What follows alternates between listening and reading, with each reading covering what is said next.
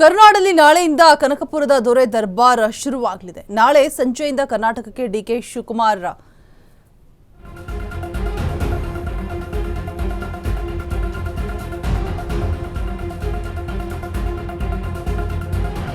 CM ಪಟ್ಟ ಅಲಂಕರಿಸೋದಕ್ಕೆ ಸಜ್ಜಾಗ್ತಾ ಇದ್ದಾರೆ. ನಾಳೆ ಸಂಜೆ 4:05 ಡಿಕೆಶಿ ಪ್ರಮಾಣ ವಚನವನ್ನು ಸ್ವೀಕರಿಸಿದ್ದಾರೆ. ಡಿಕೆ ಶಿವಕುಮಾರ್ ಪ್ರಮಾಣ ವಚನಕ್ಕೆ ಭರ್ಜರಿ ಸಿದ್ಧತೆ ಕೂಡ ಈಗ ಆಲ್ರೆಡಿ ನಡೀತಾ ಇದೆ.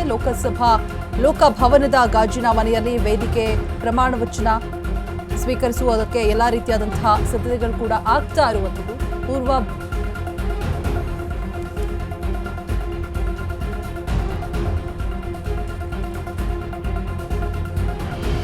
4:05 ಡಿಕೆಶಿ ಪ್ರಮಾಣ ವಚನ ಸ್ವೀಕರಿಸಲಿದ್ದಾರೆ. ನಾಳೆ ಸಂಜೆ ಡಿಕೆ ಶಿವಕುಮಾರ್ ಪ್ರಮಾಣ ವಚನಕ್ಕೆ ಭರ್ಜರಿ ಸಿದ್ಧತೆ ಕೂಡ ಒಂದು ಕಡೆ ನಡೀತಾ ಇರುವಂಥದ್ದು.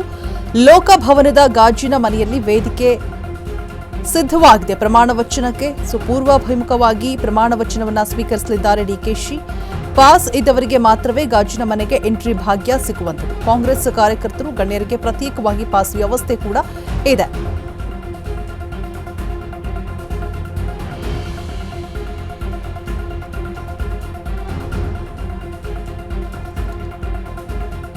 ನಾಳೆ ಬಂಡೆಯ ಪಟ್ಟಾಭಿಷೇಕ ಲೋಕಭವನದ ಗಾಜಿನ ಮನೆಯಲ್ಲಿ 1100 ಆಸನಗಳ ವ್ಯವಸ್ಥೆಯನ್ನ ಮಾಡಲಾಗಿದೆ. ಪಾಸ್ ಇದ್ದವರಿಗೆ ಮಾತ್ರವೇ ಒಳಗಡೆ ಹೋಗೋದಕ್ಕೆ ಅವಕಾಶ.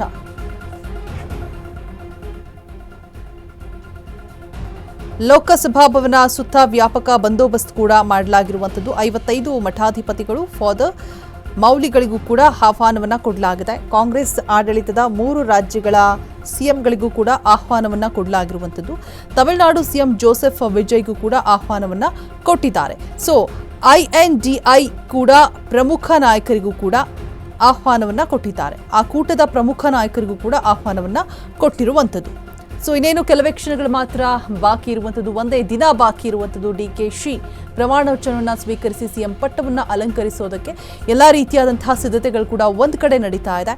ಅಂತೂ ಇಂತೂ ಪವರ್ ಫೈಟ್ ಅನ್ನುವಂಥದ್ದು ಮುಕ್ತಾಯಗೊಂಡು ಕೊನೆ ಹಂತಕ್ಕೆ ಬಂದು ನಿಂತು ಫೈನಲಿ ಯಾರು ಸಿಎಂ ಅನ್ನುವಂಥ ಪ್ರಶ್ನಾರ್ಥಕ ಚಿಹ್ನೆ ಹಾಗೇ ಇತ್ತು. ಸೊ ಎಲ್ಲವೂ ಕೂಡ CLP ಸಭೆಯಲ್ಲಿ ಫೈನಲೈಸ್ ಆಗಿ ಇದೀಗ ನಾಳೆ ಸಂಜೆ 4:05 ಡಿಕೆ ಶಿವಕುಮಾರ್ ಪ್ರಮಾಣ ವಚನವನ್ನು ಸ್ವೀಕರಿಸುವುದಕ್ಕೆ ಎಲ್ಲ ರೀತಿಯಾದಂತಹ ಸಿದ್ಧತೆಗಳು ಕೂಡ ಗಾಜಿನ ಮನೆಯಲ್ಲಿ, ಲೋಕಭವನದ ಗಾಜಿನ ಮನೆಯಲ್ಲಿ ರೆಡಿ ಆಗ್ತಾ ಇದೆ.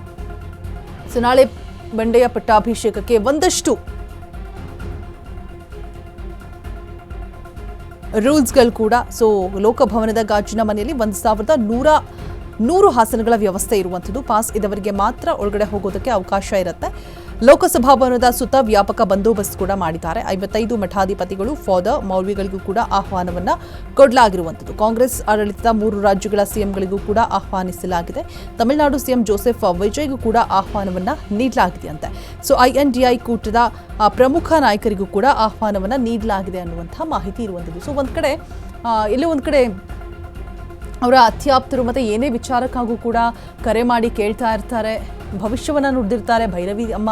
ಸೊ ಅವ್ರನ್ನ ಎಲ್ಲೋ ಒಂದು ಕಡೆ ಕರೆದಿಲ್ಲ ಅನ್ನುವಂಥ ಮಾತುಗಳು ಕೂಡ ಕೇಳಿ ಬರ್ತಾ ಇತ್ತು. ಯಾಕಾಗಿ ಜಾಣ ಮರೆಬುನ ಇದು ಡಿಕೆಶಿ ಅವ್ರದ್ದು ಅಂತ ಹೇಳ್ಬಿಟ್ಟು. ಆ್ಯಂಡ್ ಅನಿಲಾಚಾರ್ಯ ಅವ್ರಿಗೂ ಕೂಡ ಆಹ್ವಾನ ಹೋಗಿಲ್ಲ ಅನ್ನುವಂಥದ್ದು ಕೇಳಿ ಬರ್ತಾ ಇತ್ತು. ಸೊ ಯಾಕೆ ಇದು ಡಿಕೆ ಬಳಗದವರು ಮಾಡಿರುವಂಥದ್ದು ಸರಿನಾ ತಪ್ಪಾ ಅಂತ. ಅದರ ಮಧ್ಯೆ ಇದೀಗ ಇಷ್ಟು ಜನರನ್ನು ಕೂಡ ಕರೆದಿರುವಂಥದ್ದು. ಆಹ್ವಾನ ಇವರೆಲ್ಲರಿಗೂ ಕೂಡ ಹೋಗಿದೆ. ಅವರನ್ನು ಹೊರತುಪಡಿಸಿ 55 ಮಠಾಧಿಪತಿಗಳು ಫಾದರ್ ಮೌಲ್ವಿಗಳಿಗೂ ಕೂಡ ಆಹ್ವಾನ ಹೋಗಿದೆ. ಕಾಂಗ್ರೆಸ್ ಆಡಳಿತದ 3 ರಾಜ್ಯಗಳ ಸಿಎಂಗಳಿಗೂ ಕೂಡ ಆಹ್ವಾನ ಹೋಗಿರುವಂಥದ್ದು. ಸೊ ಎಲ್ಲ ರೀತಿಯಾದಂತಹ ಸಿದ್ಧತೆಗಳು ಕೂಡ ಭರದಿಂದ ಸಾಗ್ತಾ ಇದೆ.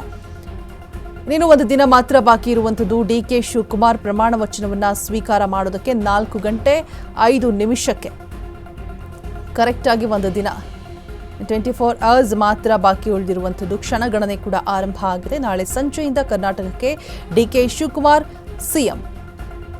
ಡಿಕೆ ಶಿವಕುಮಾರ್ ಅವರ ಬಹುದಿನಗಳ ಕನಸು, ಅವರ ತಾಯಿಗೂ ಕೂಡ ತುಂಬ ಆಸೆ ಇದ್ದಂತೆ ತನ್ನ ಮಗ ದೊಡ್ಡ ವ್ಯಕ್ತಿ ಆಗಬೇಕು, ಒಳ್ಳೆ ಒಂದು ಪೊಸಿಷನಲ್ಲಿ ಇರಬೇಕು, ಒಳ್ಳೆ ಬಿಸ್ನೆಸ್ ಮನ್ ಆಗಬೇಕು ಅಂತ ಹೇಳ್ಬಿಟ್ಟು ತಾಯಿಯ ಆಶೀರ್ವಾದವನ್ನು ಕೂಡ ಪಡೆದುಕೊಂಡು ಬಂದಿದ್ದಾರೆ.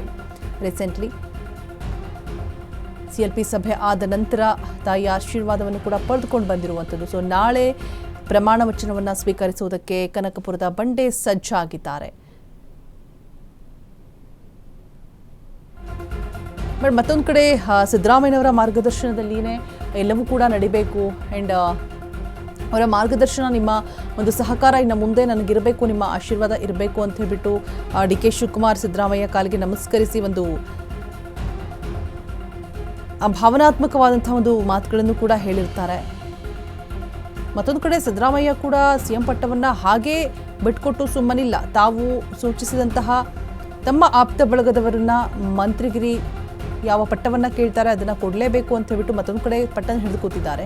ಹೈಕಮಾಂಡ್ ಕೂಡ ಸಿದ್ದರಾಮಯ್ಯನವರಿಗೆ ಎಲ್ಲೂ ಕೂಡ ಬೇಸರವನ್ನು ಮಾಡಬಾರ್ದು ಅಂತ ಹೇಳ್ಬಿಟ್ಟು ಅವ್ರಿಗೂ ಕೂಡ ಅವ್ರು ಏನು ಹೇಳ್ತಾರೆ ಅದೆಲ್ಲದಕ್ಕೂ ಕೂಡ ಹೈಕಮಾಂಡ್ ಎಸ್ ಅಂತಲೇ ಹೇಳ್ತಾ ಇದೆ. ಮತ್ತು ರಾಹುಲ್ ಗಾಂಧಿಗೆ ತುಂಬಾ ಪ್ರಿಯ ಸಿದ್ದರಾಮಯ್ಯ ಅಂತ ಹೇಳಿದ್ರೆ ಎಲ್ಲೋ ಒಂದು ಕಡೆ ಸಿದ್ದರಾಮಯ್ಯನವರನ್ನ ಬಗ್ಗೆ ಹೆಚ್ಚಿನ ಡೀಟೇಲ್ಸ್ ಅನ್ನು ಕೊಡೋದಕ್ಕೆ ನಮ್ಮ ಪ್ರತಿನಿಧಿ ಜೀವನ್ ಲೈವ್ನಲ್ಲಿ ಜಾಯಿನ್ ಆಗ್ತಾ ಇದ್ದಾರೆ. ಜೀವನ್, ಇನ್ನೇನು ಕ್ಷಣಗಣನೆ ಆರಂಭ ಆಗಿದೆ ಡಿ ಕೆ ಶಿವಕುಮಾರ್ ಸಿಎಂ ಪಟ್ಟವನ್ನು ಅಲಂಕರಿಸೋದಕ್ಕೆ. ಒಂದಷ್ಟು ಗಾಜಿನ ಮನೆಯಲ್ಲಿ ಸಿದ್ಧತೆಗಳು ಕೂಡ ನಡೆಸಲಾಗ್ತಾ ಇದೆ. ಸೊ ಏನೆಲ್ಲ ಪ್ಲಾನಿಂಗ್ಸ್ ಅನ್ನ ಮಾಡಲಾಗ್ತಾ ಇದೆ, ಯಾರಿಗೆಲ್ಲ ಆಹ್ವಾನ ಹೋಗಿದೆ, ತಮಿಳುನಾಡಿನ ಸಿಎಂ ಆದಂತಹ ನೂತನ ಸಿಎಂ ಆದಂತಹ ವಿಜಯ್ಗೂ ಕೂಡ ಆಹ್ವಾನ ಹೋಗಿದೆ ಅನ್ನುವಂಥ ಮಾತುಗಳು ಕೇಳಿ ಬರ್ತಾ ಇದೆ. ಅಪ್ಡೇಟ್ಸ್ ಕೊಡೋದಾದ್ರೆ ಜೀವನ್. ಶಿವಕುಮಾರ್ ಅಂದರೆ ಏನೊಂದು ಇವಾಗ ನಾವು ಮಾತಾಡ್ತೀವಿ, ಇದೇ ಸಮಯದಲ್ಲಿ ನಾಳೆ ದಿನ ಒಂದು ಡಿ ಕೆ ಶಿವಕುಮಾರ್ ಅವರ ಪ್ರಮಾಣ ವಚನ ಇರುವಂಥದ್ದು. ಅಂದರೆ ಸಂಜೆ 4:05ಕ್ಕೆ ಡಿ ಕೆ ಶಿವಕುಮಾರ್ ಅವರು ಸಿ ಎಂ ಆಗಿ ಪದಗ್ರಹಣವನ್ನು ಮಾಡ್ತಿರುವಂಥದ್ದು, ರಾಜ್ಯದ ಸಿ ಎಂ ಆಗಿ. ಏನಂದರೆ ಈ ಒಂದು ಸಂದರ್ಭದಲ್ಲಿ ಬಹುತೇಕ ಪ್ಲ್ಯಾನ್ಗಳನ್ನು ಮಾಡ್ಕೊಬೇಕಿತ್ತು. ಅಂದರೆ ಈ ಮುಂಚೆ ಕೇಳಿಬಂದ ಹಾಗೆ ವಿಧಾನಸೌಧದ ಗ್ರ್ಯಾಂಡ್ ಸ್ಟೆಪ್ಸ್ನಲ್ಲಿ ಈ ಒಂದು ಕಾರ್ಯಕ್ರಮವನ್ನು ಮಾಡ್ಕೊಬೇಕು ಅನ್ನೋದೊಂದು ಚಿಂತನೆಗಳು ಇದ್ದಂಥದ್ದು ಡಿ ಕೆ ಶಿವಕುಮಾರ್ ಅವ್ರಿಗೆ. ಆದರೆ ಅವರು ಒಂದು ದೈವದ ಭಕ್ತಿ ಆಗಿರ್ಬೋದು, ಅವರ ಶಾಸ್ತ್ರ ಆ ಒಂದು ವಿಚಾರ ಒಂದು ಸಂಬಂಧಪಟ್ಟಾಗ ಏನೊಂದು ಲಾಸ್ಟ್ ಟೈಮ್ ನಾವು ಬಿ ಪಿ ಆರಾಧ್ಯ ಅವರ ಜ್ಯೋತಿಷಿಯಾದಂಥ ಬಿ ಪಿ ಆರಾಧ್ಯ ಅವ್ರನ್ನೂ ಕೂಡ ಮಾತನಾಡಿಸಿದ್ವಿ. ಈ ಒಂದು ಸಂದರ್ಭದಲ್ಲೂ ಅವ್ರು ಕೂಡ ಹೇಳಿದರು, ವಿಧಾನಸೌಧದಲ್ಲಿ ಪ್ರಮಾಣ ವಚನ ಸ್ವೀಕರಿಸಿದಂಥವರು ಯಾವುದು ಲಾಂಗ್ ಟರ್ಮು ಸಿ ಎಂ ಆಗಿಲ್ಲ, ಅದಕ್ಕೋಸ್ಕರ ಇಲ್ಲ ರಾಜಭವನದಲ್ಲೇ ಲೋಕಭವನದಲ್ಲಿ ಈಗೇನು ಪ್ರಮಾಣ ವಚನ ಸ್ವೀಕರಿಸಿದರೆ ಆ ಒಂದು ಅಲ್ಲಿ ಒಂದು ಪ್ರಮಾಣ ವಚನನ ಸ್ವೀಕರಿಸ್ತಾರೆ ಡಿ ಕೆ ಶಿವಕುಮಾರ್ ಅವರು ಅನ್ನೋಂಥದ್ದನ್ನ ಹೇಳಿದ್ರಂಥದ್ದು. ಅದೇ ಒಂದು ರೀತಿಯಲ್ಲಿ ಈಗ ನಾಳೆ ಏನೊಂದು ರಾಜಭವನದಲ್ಲಿ ಡಿ ಕೆ ಶಿವಕುಮಾರ್ ಅವರ ಪ್ರಮಾಣ ವಚನಕ್ಕೆ ಪೂರ್ವ ಸಕಲ ಸಿದ್ಧತೆಗಳನ್ನು ನಡೀತಾ ಇದೆ. ಇನ್ನು ಈ ಒಂದು ಸಂದರ್ಭದಲ್ಲಿ ಅಲ್ಲಿ ಕಾಂಗ್ರೆಸ್ ಕಾರ್ಯಕರ್ತರಾಗಿರ್ಬೋದು, ಇನ್ನು ಬರುವಂತಹ ಏನೊಂದು NDA ಕೂಟದ ನಾಯಕರಿಗೂ ಕೂಡ ಕೆಲವೊಂದು ಆಹ್ವಾನವನ್ನು ಕೊಟ್ಟಿರುವಂಥದ್ದು ಡಿ ಕೆ ಶಿವಕುಮಾರ್ ಅವರ ಒಂದು ಪ್ರಮಾಣ ವಚನಕ್ಕೆ. ಇದೇ ಸಂದರ್ಭದಲ್ಲಿ 3 ರಾಜ್ಯದ CMಗಳಿಗೆ ಒಂದು ಆಹ್ವಾನವನ್ನು ಕೊಟ್ಟಿರುವಂಥದ್ದು ಏನೊಂದು ತಮಿಳುನಾಡಿನ ಜೋಸೆಫ್ ವಿಜಯ್ ಆಗಿರ್ಬೋದು ನೂತನ CM ಆದಂಥವರು, ಜೊತೆಗೆ ನೂತನ CM ಆದಂತಹ ಕೇರಳ CM ಏನು ಸತೀಶನ್ ಇದ್ದಾರೆ ಅವರು, ಮತ್ತು ಹಿಮಾಚಲ ಪ್ರದೇಶದ CMಗೂ ಕೂಡ ಆಹ್ವಾನವನ್ನು ಕೊಟ್ಟಿರುವಂಥದ್ದು ಈ ಒಂದು ಸಂದರ್ಭದಲ್ಲಿ. ಯಾಕಂದರೆ ಈ ನೂತನ CM ಅಂದರೆ ಕಾಂಗ್ರೆಸ್ ಏನೊಂದು ಒಕ್ಕೂಟ ಮಾಡ್ಕೊಂಡಿದೆ, ಈ ಒಂದು ಎಲ್ಲ ಒಂದು ಅವರ ಜೊತೆ ಒಟ್ಟಿಸ್ಕೊಂಡು ಮುನ್ನುಗ್ಲಿಕ್ಕೆ ಅಂದ್ಬಿಟ್ಟು, ಅಂದರೆ ಒಂದು ಒಗ್ಗಟ್ಟನ್ನು ತೋರಿಸ್ಲಿಕ್ಕೆ ಅಂದ್ಬಿಟ್ಟು ಎಲ್ರಿಗೂ ಕೂಡ ಆಹ್ವಾನ ಕೊಟ್ಟಿರುವಂಥದ್ದು. NDA ಕೂಟದ ಬಹುತೇಕ ನಾಯಕರು ಪಾಲ್ಗೊಳ್ಳುವ ಸಾಧ್ಯತೆ ಇದೆ. ಇನ್ನು ಇದರ ಜೊತೆಗೆ ಮಠಾಧೀಶರು 55 ಮಠಾಧೀಶರು ಕೂಡ ಒಂದು ನಾಳೆ ಒಂದು ಪ್ರಮಾಣ ವಚನ ಕಾರ್ಯಕ್ರಮಕ್ಕೆ ಬರುವಂಥದ್ದು ರೋಜಾ. ಇದ್ರ ಜೊತೆಗೆ ಇನ್ನು ಪ್ರಮಾಣ ಏನು ಸಂದರ್ಭದಲ್ಲಿ ಮೌಲ್ವಿಗಳಾಗಿರ್ಬೋದು, ಇನ್ನು ಚರ್ಚ್ ಫಾದರ್ಗಳಾಗಿರ್ಬೋದು, ಇವ್ರಿಗೂ ಕೂಡ ಕೆಲವೊಂದು ಆಹ್ವಾನ ಇರುವಂಥದ್ದು.